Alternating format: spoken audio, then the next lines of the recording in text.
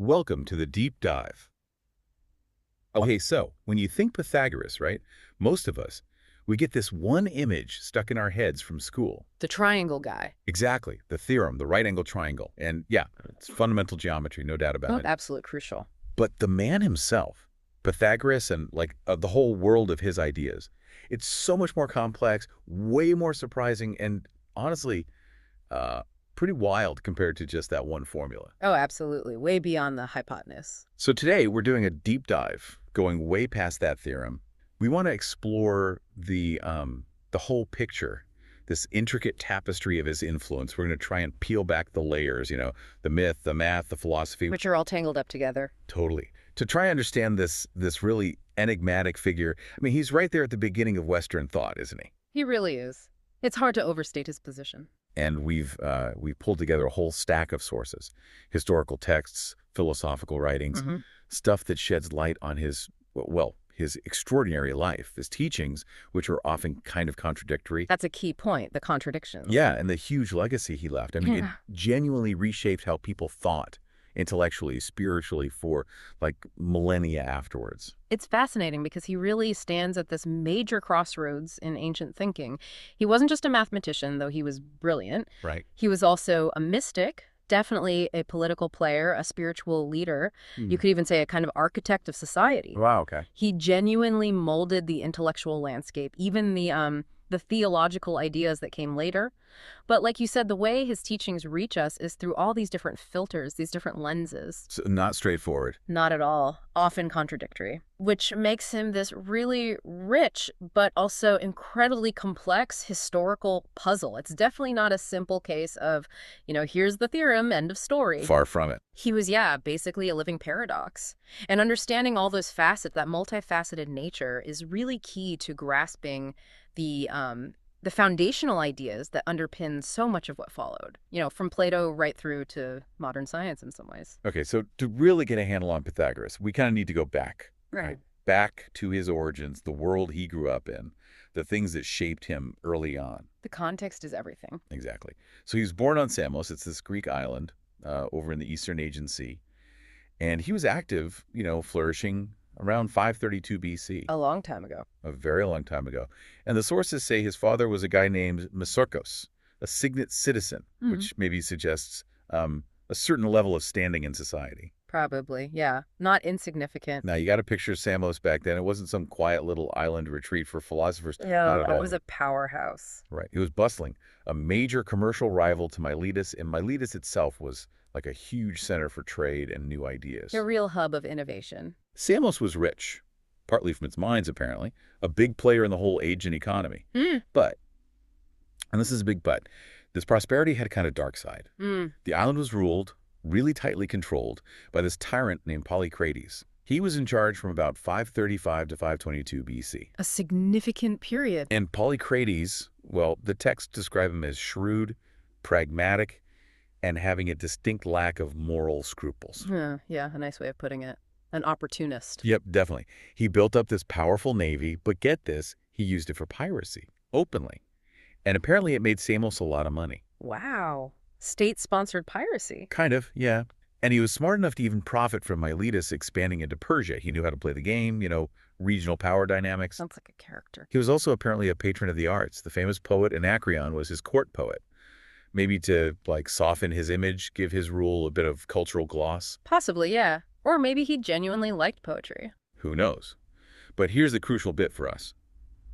The sources clearly state that Pythagoras really disliked Polycrates' government.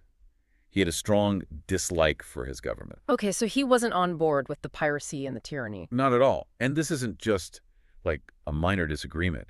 It tells us something important about Pythagoras' values, even early on.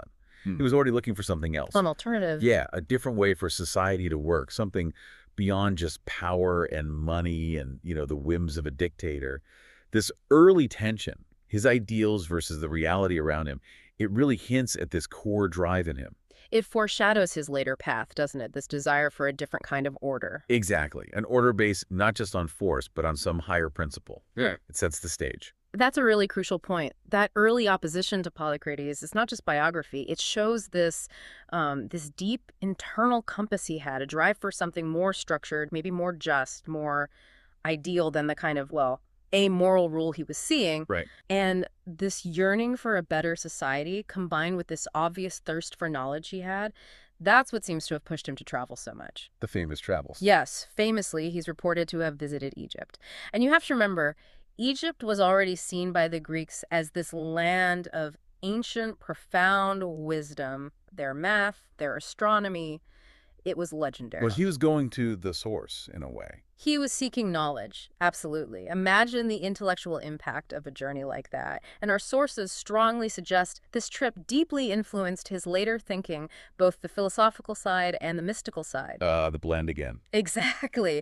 Because he's described as, on the one hand, unexcelled in mathematics, particularly in demonstrative deductive logic, very rigorous, almost modern sounding. The Einstein part? The Einstein part, yeah. But on the other hand, he was also deeply connected with this peculiar form of mysticism. So those travels, Egypt perhaps especially, were probably foundational in forging that unique synthesis within him. The intellectual rigor right alongside the deep spirituality. He wasn't just sightseeing. No, he was absorbing different ways of understanding the world, collecting wisdom, not just facts. That really is captivating, isn't it? Thinking about this ancient thinker already known for being wise, making these tough journeys to places like Egypt. What exactly was he looking for there? Deeper truths, presumably? Beyond the surface? And what did he bring back that was so unique, that managed to bridge these two worlds that seem so separate to us? Sometimes hard math and, well, mysticism. That fusion is key. It feels like it wasn't just about calculation for him. It was about finding a deeper, maybe even spiritual understanding of how the universe worked through numbers and abstract thought. Precisely. That audacious leap, connecting the rational and the spiritual, that's what really makes him stand out. Such an enduring, complex figure. So, dissatisfied with Polycrates, maybe wanting to build his own ideal community, he leaves Samos. Right, he moves on. And he ends up settling in Croton, which was a big Greek city in southern Italy. Now, southern Italy back then, these Greek cities we mentioned, Samos and Miletus, but also places like Sybaris and Croton itself, they were loaded. Huge wealth, lots of prosperity. Dynamic region. Very dynamic. Yeah. Fierce trade rivalries, constant political jostling. Sybaris, for instance, was so famous for luxury that we still use the word Sybaritic, right? Yeah, that's proverbial luxury. Ancient accounts, maybe exaggerated, put its population at like 300,000, though Croton was apparently about the same size. Still huge numbers for the time. And these cities fought a lot. Bitter conflicts. Croton apparently beat Locri in a major battle. The whole area was just this vibrant, sometimes really volatile mix of money, culture, and intense politics. But real hotbed. And that's the complex, energetic place Pythagoras chose to set up shop with his unique vision. And his timing, or perhaps, fate, was incredible because he arrives in Croton shortly before this really massive event. Croton completely defeated and utterly destroyed Sybaris in 510 BC. That city famous for luxury, gone, wiped out. Wow. That's dramatic. A huge shift in power. A complete geopolitical upheaval for the region. And interestingly, Croton also had strong links back to Miletus. They even shared some doctors like Democritus and another guy named Polycrates, but a physician, not the tyrant from Samos. Okay, so there were existing networks. Definitely. Intellectual, professional connections were already there. But this timing, his arrival just before Sybaris falls, it really makes you wonder. Yeah, coincidence or something more. Exactly. Was his arrival just happenstance, or did his influence, his new society, somehow play a role in Croton's rise and Sybaris's dramatic fall? The texts say he founded a society that quickly became influential in that city. Influential enough to effect a war. Well, it strongly suggests he wasn't just some recluse thinking abstract thoughts. He seems to have had considerable practical, maybe even political power. He was capable of choosing where to go, capable of building a community that, according to some accounts, might have even aimed for or achieved control of the state. Really? Like a philosopher king? Some sources suggest something like that, calling it a potential rule of the saints, a society run on his philosophical and ethical lines. So his presence didn't just coincide with this big political shift.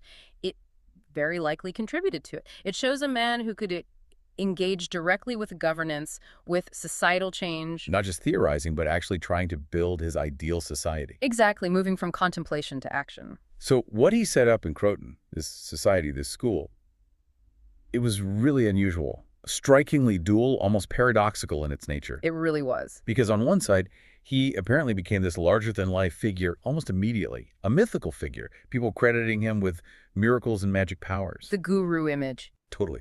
Like a wizard or something. Legends started swirling. He could predict the future, be in two places at once, talk to animals, all that kind of stuff. With stuff of legends, literally. At the exact same time, and this is so important, it was undeniably a school of mathematicians. Serious, rigorous, logical pursuit of abstract truth. The two sides right there. And the sources we have actually point this out. They talk about the challenge of understanding the real Pythagoras because there are these two opposing traditions. There's memory, which is like traditions, stories, myths. Often unreliable, or at least embellished. Right. And then there's truth, verifiable facts, rational inquiry. And they're all mixed together, making it really hard to untangle the real guy. A historical veil, you could say. Yeah. So stepping back, what does that even mean? Was he a guru? A wizard? A brilliant scientist? It feels like he became all of those things in people's minds. The actual teachings, the real nature of his society are almost hidden behind this rich curtain of legends and conflicting stories. It's central to his mystique, that duality. It really is. And the historical accounts themselves describe him that way, as this inextricable mixture of truth and falsehood, but also, intriguingly, an excellent mixture, something forged from his unique experiences and what he taught. An excellent mixture. That's interesting. There's this brilliant analogy someone used to capture it. They called him a combination of Einstein and Mrs. Eddy. Okay, unpack that. Einstein and Mrs. Eddy. Yeah. So the Einstein part is obvious, right? Yep. His huge contributions to math, deductive logic, that rigorous, almost cold scientific approach to understanding the world through numbers and proof. Got it. The rational side. Exactly. But then the Mrs. Eddy part, referring to Mary Baker Eddy, who founded Christian Science, that points to his profound role in founding what was essentially a religion, his deep spiritual mystical side. Ah, okay. The founder of a spiritual movement. Precisely. And this incredible duality, it showed up directly in how his society was structured, its daily practices, its core beliefs. I mean, how else do you explain a place known for groundbreaking math that also had rules like the sinfulness of eating beans? Right. Doesn't seem to compute, does it? It doesn't. And it functioned fundamentally as a religious order. It was this system that blended the hyper-rational with the deeply ritualistic. Pretty unique for the ancient world. They weren't just thinking about theorems. They were living a very specific way based on these profound and sometimes, well, peculiar beliefs. Okay, we have to talk about the rules, because this is one of the most fascinating and, let's be honest, kind of bizarre parts of the Pythagorean order. These daily rules, these taboo conceptions, They definitely catch your attention. to us, today, they sound like, well, quirky habits, maybe superstitions. Like, number one, to abstain from banes. The infamous bean rule. We have to come back to that. Then, not to pick up what was fallen, not to touch a white cock, and yeah, that means a chicken.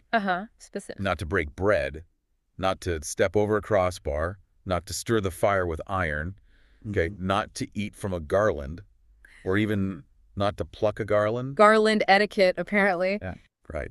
Not to sit on a quart measure, not to eat the heart. Which heart? Animal, metaphorical, who knows? Not to walk on highways, not to let swallows share one's roof. Keeping the birds out. And it gets into household chores. When the pot is taken off the fire, not to leave the mark of it in the ashes, nor to stir them together, and not to look at a mirror beside a light. And this one's oddly specific. When you rise from the bedclothes, roll them together and smooth out the impress. Leave no trace. Even in bed. It's easy to sort of chuckle, but you get the sense that for the Pythagoreans, these weren't just weird habits. They were fundamental, core to their life. So what's the deeper meaning? Is there one? Especially the bean thing. What was that about? That's the million drachma question, isn't it? And yeah, the rules are a fantastic window into how they saw the world. If we zoom out a bit, these probably aren't just random quirks or superstitions for the sake of being weird. You think there's a system? I think so. Cornford, a major scholar in this area, wrote in his book From Religion to Philosophy that the Pythagorean school represents the main current of that mystical tradition, which stands in contrast to the purely scientific trend in ancient Greece. Okay, so firmly rooted in mysticism. Deeply. But Cornford also says Pythagoras himself represented a perfect balance between the rational and the mystical. So these rules, however strange they seem to us, likely reflect this broader ascetic ritualistic practice. The goal was probably purification, spiritual advancement. Like monks following rules. Exactly like that. Think about the bean rule again. There are tons of theories, maybe health reasons. Maybe beans looked like fetuses or testicles, so eating them was taboo. Maybe they thought beans contained the souls of the dead. Whoa, okay. Yeah. Heavy stuff for a bean. Right. But whatever the specific reason, it points to this desire to control the body, control impulses, maintain purity. Not stirring the fire with iron could be symbolic, not disrupting the natural order with something artificial, maybe? Interesting, so it's symbolic action. Very likely. These rules seem deeply embodied in a worldview focused on controlling impulses, distinguishing pure from impure, and maybe, yeah, elevating the follower to a higher spiritual plane. And remember, Pythagoreanism is often seen as movement of reform in Orphism. Orphism. Refresh my memory. It was an ancient Greek mystery religion linked to the god Dionysus, big focus on mystery rites, purifying the soul, often through ascetic practices, and strong beliefs about souls transmigrating, the afterlife, that kind of thing. Ah, okay, so the Pythagoreans were building on that tradition. Exactly, refining it, maybe intellectualizing it more. So these odd rules weren't random. They were part of a disciplined spiritual path, drawing from and adapting existing mystical traditions. It all aimed at achieving a pure state of being through disciplined living and specific rituals. It really highlights their core belief that knowledge and purity were like two sides of the same coin, a really unique way to approach self-improvement and getting closer to the divine. Wow. Okay, so despite this intense system, this initial influence they had, Yeah. things didn't stay peaceful for Pythagoras and Croton. No, apparently not. The sources tell us that, eventually, the ordinary citizens of Croton turned against him. Any idea why? Was it the weird rules? The political power? The sources aren't super specific on the exact reasons for the fallout. It could have been resentment of their secrecy, their influence, their perceived arrogance. Maybe political rivals stirred things up. But whatever it was serious enough that he had to leave Croton. Forced out. Seems that way. He then moved to Metapontion, which was another significant Greek city in southern Italy, and that's where he eventually died. Okay. And there's this intriguing, dramatic little detail in some accounts, a rumor that Pythagoras himself actually violated one of his own strict rules. No way, after all that. According to the story, yes. And this transgression supposedly led to his death in a shipwreck, which some people interpreted as like divine wrath, punishment from the gods. Wow. That adds another layer of myth, doesn't it? Absolutely. So you have this trajectory, immense influence, almost godlike status, then opposition, exile, and this mysterious, possibly divinely ordained end. It just cements his legendary status and adds to the whole complex mythical legacy of the man and his ideas. A kind of tragic, but also fittingly dramatic end for someone whose life was so full of paradox. Okay, let's shift to the core philosophical beliefs. Yeah. Because at the absolute heart of Pythagoreanism was this idea that was just really radical for the time, still kind of radical today, actually, the soul and transmigration. Yes, reincarnation, absolutely central. Dikiarchos, he was another ancient Greek philosopher, he sums it up pretty clearly. He said Pythagoras taught, first, that the soul is an immortal thing. Okay, immortality of the soul, big concept. And that it is transformed into other kinds of living things. So it moves between bodies, and not just human bodies. Right, potentially animals, maybe even plants, according to some interpretations. And he also taught that whatever comes into existence is born again in the revolutions of a certain cycle, nothing being absolutely new, so endless cycles of rebirth. The wheel of birth. And that all things that are born with life in them ought to be treated as kindred. Kinship with all life, that's huge. It really is. Think about the implications. It means this profound respect for all living things, blurring the lines between humans and animals. We're all part of this cosmic family, cycling through existence. A revolutionary ethic, really. So much so that Pythagoras himself was said to have preached to animals, which immediately makes you think of, like, St. Francis centuries later, right? Right. It shows how deep this belief went for him, this shared kinship. Absolutely. The impact of this idea, treating all life as related, is hard to overstate. And it's stuck around. It even pops up, kind of playfully, in Shakespeare's Twelfth Night. The clown asks Malvolio about Pythagoras and wild birds. Right. Malvolio says something like, that the soul of our grandam might happily inhabit a bird. Exactly. It shows how this Pythagorean idea just permeated Western culture for centuries, even becoming a kind of common knowledge, or at least a well-known quirky belief. That concept of transmigration, it's absolutely fundamental. You can't understand Pythagoreanism without it, especially when you pair it with their other core belief about the body, Which was? that the body is essentially a tomb of the soul. Okay, that sounds pretty grim. It does. They had this strong conviction. We are strangers in this world, and the body is the tomb of the soul. So you'd think they'd want to escape it as quickly as possible. Oh, makes sense. Get out of jail. But, Mm. and this is a really crucial ethical point, and yet we must not seek to escape by self-murder, for we are the chattels of God who is our herdsman, and without his command, we have no right to make our escape. Whoa. Okay, so you're trapped, but you can't break out. Exactly. It creates this incredible tension. Mhm. The soul is divine, trapped in this physical prison, longing for release, for purity. But life itself has to be lived out according to God's will. Suicide is forbidden because we belong to God, like sheep belong to the shepherd. We're God's property, essentially. That's the idea. So how does this ethical stance, being trapped but forbidden to escape, connect back to their focus on knowledge and purification? Yeah, how do you live with that? It frames everything, every action, every thought, every weird rule they followed. It's all part of this larger journey ordained by God towards spiritual freedom. It's the pathway to purify the soul within the tomb so it can eventually earn its release from the cycle of rebirth. The ascetic practices, the intellectual pursuits, they all get their deepest meaning from this context. Okay, that adds a lot of depth. So the body's a tomb. We belong to God. We need to purify ourselves. How do you actually live that way? What's the ideal path? Pythagoras had this great analogy for it, didn't he? Using the Olympic Games. Yes, the Olympic Games analogy. It's very famous and very insightful. He said something like, in this life, there are 3 kinds of men, just as there are 3 sorts of people who come to the Olympic Games. A very clear comparison. And he laid out the 3 types. First, the lowest class, the people who just show up to buy and sell stuff. They're there for profit, material gains. The merchants, the vendors. Then the next level up. Yeah. The competitors, the athletes. They're there for glory, fame, winning, personal triumph. Driven by ambition. And then finally, the best class, the highest type. The people who come just to watch, to observe. They aren't trying to sell anything, not trying to win anything. They're just there to contemplate, to appreciate the spectacle, the skill, the beauty of it all. The spectators, the observers, the theorists in the original sense. Right. It's such a clear, memorable way to show his view of the ideal life.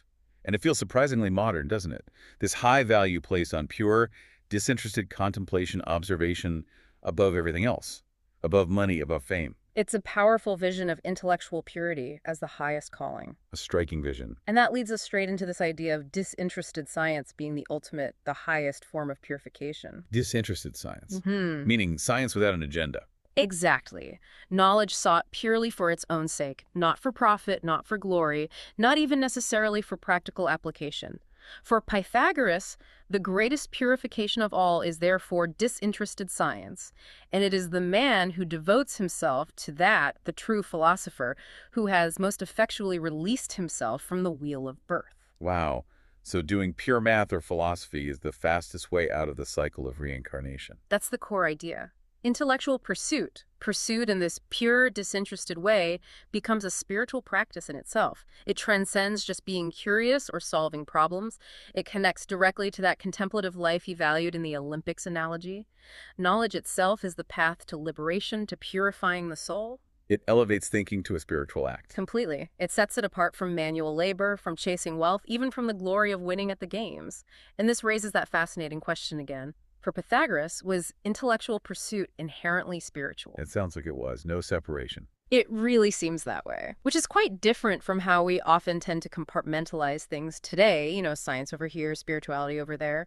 For them, deep understanding of the cosmos, especially through math, wasn't just about information. It was intrinsically linked to spiritual liberation. It was the way to transcend the messy, changing world and grasp the eternal.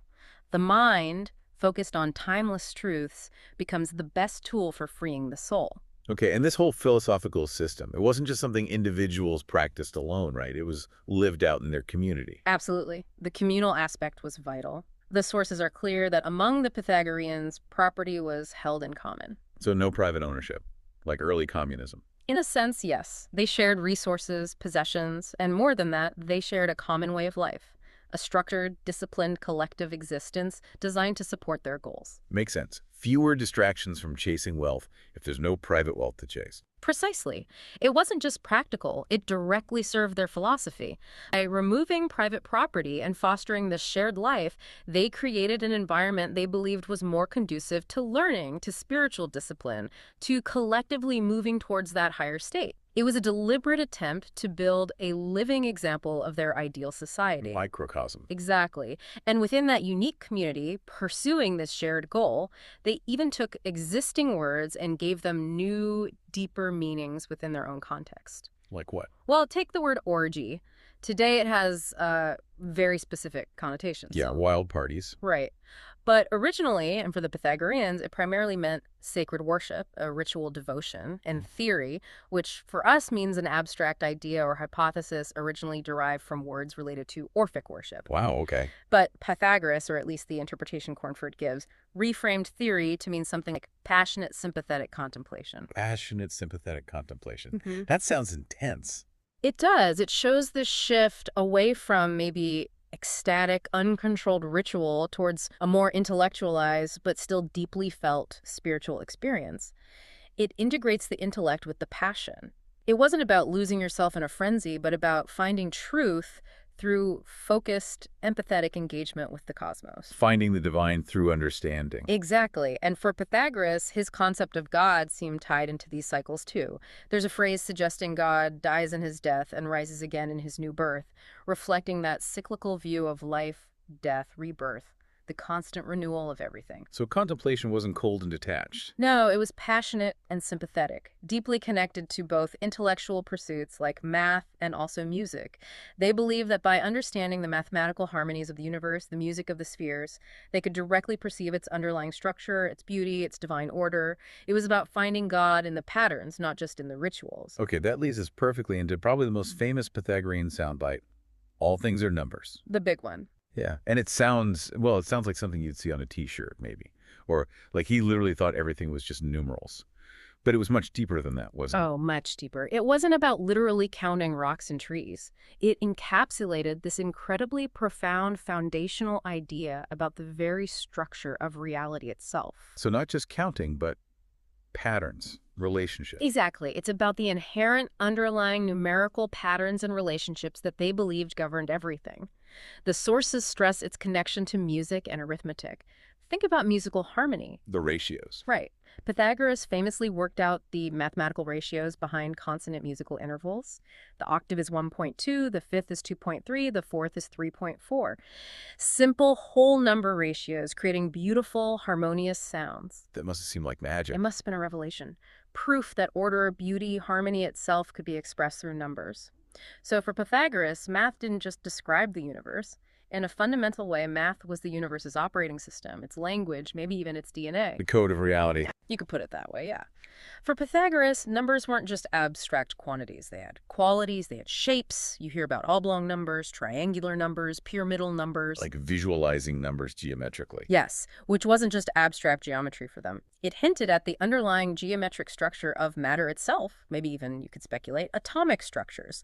He really made arithmetic the fundamental study in physics as in aesthetics. Wow. So math underlies both physical laws and beauty. That was the belief, that the same numerical principles govern the planet's orbits and what makes a statue beautiful. And this core belief naturally led them to value exact mathematical knowledge way above just looking at things empirically. Because observation is messy. Messy, unreliable, flawed by our senses. But mathematics, it offered certainty, precision, universal truths. The sources talk about that intoxicating delight of sudden understanding that mathematics gives. That aha moment when a proof clicks. Exactly. Imagine the thrill of discovering a universal truth using only your mind, a truth that's always true, everywhere. So, connecting back to the big picture, math wasn't just a tool for them, it was the blueprint of reality. A direct window onto eternal, unchanging truths that transcended the messy, temporary world we see. This is where the mystic and the scientist really merge. Absolutely. It offered a kind of certainty, a purity of understanding that just observing the world couldn't provide. It was their path to grasping the divine order. And this deep faith in numbers, in mathematical reality, it led directly to his most famous contribution, right? The greatest discovery. The Pythagorean theorem, yes. The one everyone learns. That the sum of the squares on the two shorter sides of a right-angled triangle equals the square on the hypotenuse.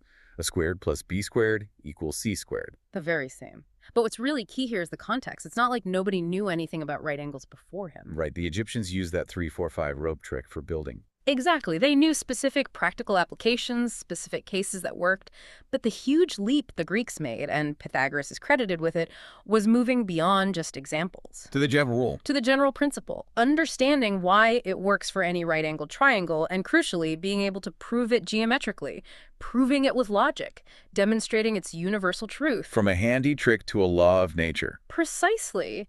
That's the genius. It shows what he was really after in knowledge. Not just the how, but the universal why. The underlying, provable, eternal truths.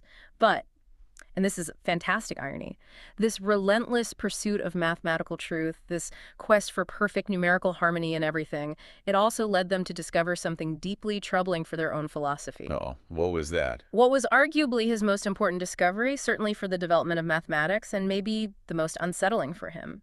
The existence of incommensurables. Incommensurables. Yeah. Sounds difficult. It means lengths that cannot be expressed as a simple ratio of two whole numbers. Specifically, the classic example is the diagonal of a square, whose sides are, say, 1 unit long. The diagonal's length is the square root of 2. Okay. And they proved rigorously that you simply cannot write the square root of 2 as a fraction, as a ratio of two integers, like PQ. No matter what whole numbers you choose for P and Q, it'll never be exactly right. So it doesn't fit the neat whole number ratios. Exactly. Imagine a philosophy built entirely on the idea that everything, the whole cosmos, is governed by elegant, harmonious ratios of whole numbers. And then you discover, using your own perfect logic, something within mathematics itself that completely defies that principle, a link that is fundamentally irrational. It must have been a shock, a crisis. A huge intellectual crisis, you'd imagine, maybe even scandalous. Here's this mathematical truth, proved with inescapable logic. The proof is basically the one Euclid later put in his book X, showing it leads to a contradiction if you assume it is a ratio. So the math works, but it breaks the philosophy. It seems to shatter their fundamental worldview. How do you reconcile a universe built on perfect whole number harmony with these inherently irrational magnitudes existing right within its basic geometry? It forced a massive rethink about what number even meant, what harmony entailed. It was the first crack in their beautiful, perfect mathematical mirror of reality. Wow. That's a powerful story. Finding the flaw in your own perfect system. So Pythagoras, the guy who thought numbers were everything, discovers a number that doesn't fit his definition of number. Essentially, yes. It must have shaken their philosophical certainty to the core. But despite that curveball, that irrational number issue, they still stuck to their guns about math being superior to just looking at the world, right? Oh, absolutely. Their faith in reason and mathematics remained paramount. They firmly believed that mathematical knowledge appeared to be certain, exact, and applicable to the real world. Moreover, it was obtained by mere thinking without the need of observation. Thinking beats looking. In their view, yes. Everyday empirical knowledge fell short. It was flawed, unreliable, distorted by our imperfect senses. They had this famous attitude: if the world of sense does not fit mathematics, so much the worse for the world of sense. Huh. Love that. If reality doesn't match the beautiful equations, then reality must be wrong. Pretty much. So yeah, Pythagoras and his followers genuinely believed that pure contemplation, thinking about numbers and their relationships through reason alone, gave you a deeper, more reliable truth about the universe than actually observing the universe itself. That's such a bold claim. Yeah. Revolutionary. And you can still see echoes of it today, right? Like in theoretical physics, where the math sometimes leads way ahead of what we can actually observe or test. Definitely. It's a profound faith in the power of pure thought to grasp reality. And this whole mathematical worldview, it wasn't just about abstract logic for them, was it? It tied directly back into their spiritual and religious ideas. Absolutely. It all connected into one unified system. The sources explicitly link their mystical doctrines as to the relation of time to eternity with pure mathematics. How so? Well, think about mathematical objects, numbers, theorems, geometric forms. If they are real at all, they are eternal, right? The number 3 is always 3. The Pythagorean theorem was true long before Pythagoras. It will always be true. They exist outside of time. Okay, yeah, they're timeless concepts. Exactly. And so these eternal, unchanging mathematical objects were conceived as God's thoughts. Wow. So doing math is like reading the mind of God. That's the ultimate convergence, yes, the pinnacle of their philosophy. Mathematics provides direct access to the divine, the eternal. It links the abstract world of thought directly to the sacred. It was their path to understanding the unchanging reality behind the fleeting world, which they saw as far nobler, far more real than the messy data from our senses. So math wasn't just a tool or even just a science. It was literally a spiritual practice, a way to know God, to understand eternal truth, and ultimately to purify the soul and prepare it for liberation from the tomb of the body. It provided this incredible framework for seeking immortality, not through faith alone, but through the rigorous contemplation of timeless mathematical truths. #VIA, lasting legacy and profound influence. Okay, let's talk legacy, because the influence Pythagoras had on pretty much all of Western thought afterwards. Right. It's just massive, hard to even wrap your head around. One source makes this incredibly bold claim: philosophy begins with Pythagoras. That is a huge statement. Right. When you think of Socrates, Plato, Aristotle, to say it begins with Pythagoras, that's enormous. Yeah. But his ideas didn't just fade away. They profoundly influenced not just philosophy, but the scientific method itself. How we even think about truth, about proving things, about starting from self-evident idea. Foundational stuff. Totally. So it makes you wonder, how did this one guy, way back then, rooted in this ancient world with all the weird rules and the mysticism, how did he cast such an incredibly long shadow? A shadow that arguably still touches us today. It's kind of amazing. It really is amazing. And if we step back and try to connect all these threads, Pythagoras wasn't just some curious historical figure. He wasn't a footnote. He genuinely laid down fundamental ways of thinking, conceptual frameworks, even methods of inquiry that just resonated down through the centuries. Patterns of thought. Exactly. Patterns that shaped how people conceived of truth, of knowledge, even of God. His contribution is just enormous, even if it's often indirect, filtered through the thinkers who came after him. But he showed, maybe for the first time in such a compelling way, how logic, how mathematics could lead you to what seemed like eternal, universal truths. Okay, so trace that influence for us. Who were the inheritors? Well, the most obvious, the biggest one is Plato. Right. You hear that Platonism is Pythagorean. You do, and there's a lot of truth to it. Plato, who's arguably the single most influential philosopher in the West, clearly found deep inspiration in what the sources call Italian philosophy, meaning the Pythagoreans and Pythagoras is named as the chief source. So Plato was consciously drawing on him. It seems very likely. Ideas often linked to Plato, like God is a geometer, or that later quote from Sir James Jeans about God being addicted to arithmetic. Those are pure Pythagorean concepts of a mathematically ordered universe. The geometry you see all through Plato's dialogues, that was already well underway in his day, largely thanks to the Pythagoreans laying the groundwork. Even Plato's famous theory of forms, those perfect, eternal, unchanging ideas, you can see a clear conceptual link to Pythagoras' belief in eternal mathematical truths existing beyond the senses. Okay, so Plato's a massive conduit. Who else? Next big one, Euclid. His elements basically define geometry for 2,000 years. The textbook for centuries. Exactly. And Euclid's whole method, the axioms, the rigorous deductive proofs, and especially his book X, which tackles those tricky incommensurables that bother the Pythagoreans, it's all deeply rooted in Pythagorean concepts and mathematical methods. Euclid essentially codified and organized a lot of what they started. And Euclid's influence was huge on science later on. Immense. Yeah. That rigorous, axiomatic, deductive structure became the ideal for scientific reasoning for centuries. It even directly shaped the form of Newton's Principia. Newton's Principia, the foundation of classical physics. Directly influenced by the structure pioneered by Euclid, building on Pythagorean foundations. That's a direct line from ancient Greek math to the scientific revolution. Just incredible. Okay, Plato, Euclid.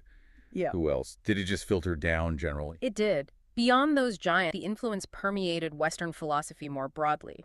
Think about later philosophers. Figures like Kant and most thinkers in between were deeply shaped by this core idea, which is fundamentally Pythagorean, that you can discover truths about the world just by starting with self-evident axioms and using pure reason. Reasoning your way to reality. Exactly. That whole rationalist tradition, the idea that some fundamental truths are knowable a priori without needing to go out and measure things, owes a huge debt to Pythagoras' approach to knowledge.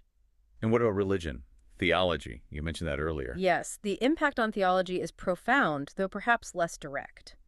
The sources argue that Pythagoras provided the model for the intellectual theology of Europe, setting it apart from what they call the more straightforward mysticism of Asia. Meaning a theology based more on reason and logic. Precisely. He created this blueprint for an intimate blend of religion and reasoning, of moral aspiration with logical admiration of what timeless. You see this blend playing out all through Western religious thought. Think of St. Augustine trying to harmonize faith and Platonist reason. Think of Thomas Aquinas using logic to try and prove God's existence. Descartes, Spinoza, Leibniz, they all built these big rational systems. Exactly. Descartes starting from I think, therefore I am. Spinoza building his ethics like a geometry textbook. Leibniz and his monads. The text even makes the bold claim that without this Pythagorean influence, maybe Christians would not have thought of Christ as the Word, the Logos, the divine reason, and theologians would not have sought logical proofs of God and immortality. Wow, that's huge. It is. The idea is that the very impulse to rationally demonstrate spiritual truths is implicitly Pythagorean. His unique combination of math and mysticism provided this foundational toolkit for later thinkers wrestling with the biggest questions: reality, truth, God. That tension in his own thought between the rational and the mystical just keeps echoing down through Western history. His legacy, the way he framed the quest for truth, is just monumental. So pulling it all together, it's kind of mind-blowing. The same guy, the same core ideas that led to, not eating beans and smoothing your bed sheets. And maybe influencing wars. Right. Those same ideas also fundamentally inspired Plato, shaped Euclid, influenced Newton, and echoed through centuries of philosophy and theology. It's just incredible how adaptable, or maybe how profoundly rich and open to interpretation, his legacy turned out to be. That adaptability is key. His teachings were clearly adaptable, leading to wildly different applications from ancient philosophy clubs to the foundations of modern science. It really shows a mind that didn't just create a closed system, but opened up entirely new ways of thinking about the world, ways that still spark questions and debate today. #tag outro. Yeah, at the end of the day, Pythagoras really challenges how we categorize thinkers. He doesn't fit neatly into any one-box mystic, scientist, mathematician, religious leader. He was all of them somehow. A true paradox. A true paradox. A pioneer of rigorous deductive logic who also believed wholeheartedly in souls hopping between bodies. A brilliant mathematician who saw numbers as sacred gateways to the divine. His real genius, I think, was connecting these worlds that often seem so separate to us, the rational and the spiritual, the abstract and the sacred. And that connection had consequences. Huge consequences. It created a framework that profoundly influenced basically everyone who came after, from Plato and Euclid right down to physicists and theologians. He provided this model for seeking truth, using both disciplined intellect and a kind of intuitive, mystical reverence for the cosmos. He's this singular, almost mythical figure whose unique blend of logic and mysticism just keeps resonating. So, thinking about all this, Yeah. what's the takeaway for us, for you listening? Yeah. If Pythagoras taught that the purest knowledge, the path to liberation even, comes from that disinterested observation, just looking on like at the Olympics without trying to gain anything. The contemplative ideal. Right. And if you believe that this deep mathematical harmony underlies everything, it really makes you wonder, doesn't it? What hidden truth, what patterns, what harmonies are we missing in our own lives? Maybe because we're too busy trying to buy and sell or trying to compete and win. Instead of just looking on. Exactly. Are we not looking on with enough pure curiosity? Or maybe with enough reverence for those unseen patterns, the numbers and structures that Pythagoras believed truly shape our world. Something to think about. Keep exploring, keep questioning, and keep diving deep.